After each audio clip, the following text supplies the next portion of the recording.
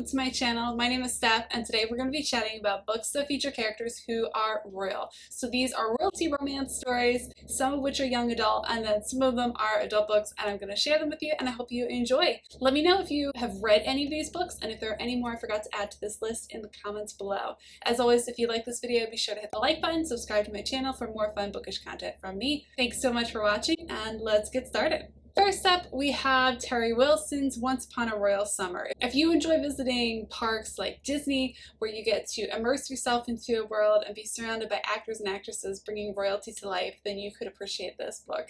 This is about a woman who dresses up as a princess for a local fairy tale park, and she ends up meeting visitors to the park who she doesn't realize are actual royalty just on a getaway vacation. This is a grumpy sunshine trope in this story. This is a single dad. We get to see the tension between these two characters and really enjoy how their relationship grows and develops throughout the course of the story. This story just came out last month, so it's really something that I really enjoyed reading. A light, fluffy, enjoyable romance read. Another royalty romance series is the Bayern series. So the first one is royalty, and then the others are just connected to this royal world.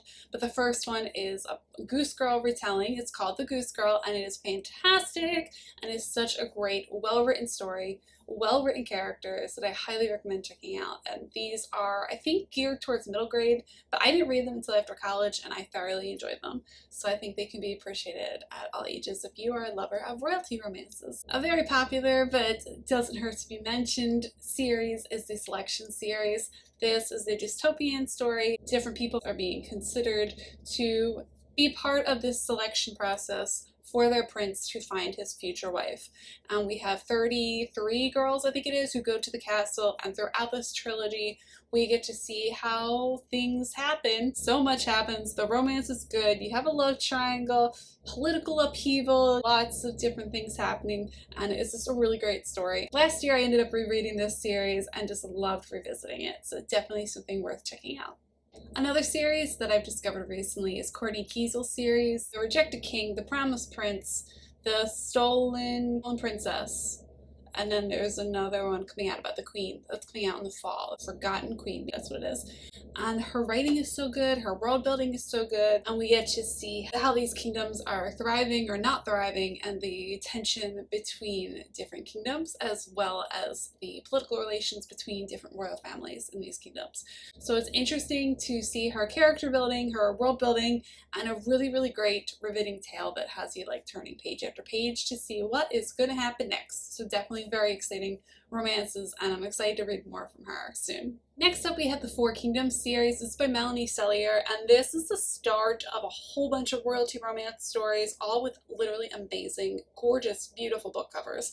Different royal families in these four kingdoms who end up having to work together or figure out how to fight common enemies, and we get to see how that comes into play throughout these stories. They're really fast reads, they're really enjoyable, great world building, and I just flew through these stories. They were fast reads, great worlds, and I felt invested in the stories and really wanted to know what happened next. So they were really enjoyable, and I know there's more about the younger siblings of the royalty in this first series, in the second series that she's writing now. So I'm really excited to read more of her books soon. Definitely recommend them.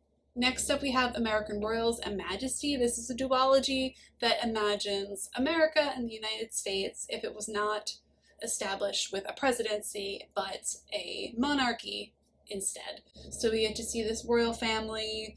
We have 3 children, the oldest of which is being groomed to be queen, and then the other 2 have a more casual lifestyle, and we see perspectives from 4 different characters in this series and how they interact with peers, politicians, their parents, and expectations for them as royal children. So it's interesting to see how that comes into play with the dynamics of their interactions with others, and also the way that affects their family dynamic with the pressures and expectations set upon them. So I thought it was really interesting. I listened to these on audio, so I flew through both of these books. These books had me on the edge of my seat wondering what was going to happen next, so I was really glad that I listened to the audiobooks so I could read through them a little faster and see what happened. Last but not least, if you like royalty romances, you need to check out Jodi Headland's books. She has 2 royalty romance series, the first of which is The Lost Princesses, and then we have The Fairest Maidens. Conflict occurs within each of the 3 books, but then the overall 3 books have an overarching plot that is a summation with each book of them coming together and building on to what's happening in the previous books to fight that villain and conquer the good will conquer evil kind of thing. And that happens in both of these. They're such enjoyable stories, such enjoyable characters, and I've really, really enjoyed the world building and would love to see more books like these from the author. She's just said she's going to be writing and coming out with 2 sort of royal, I don't know if they're royalty, I know they're Arthurian, like King Arthur related, so I don't know if they're technically royalty romances, but I will put a picture of them here.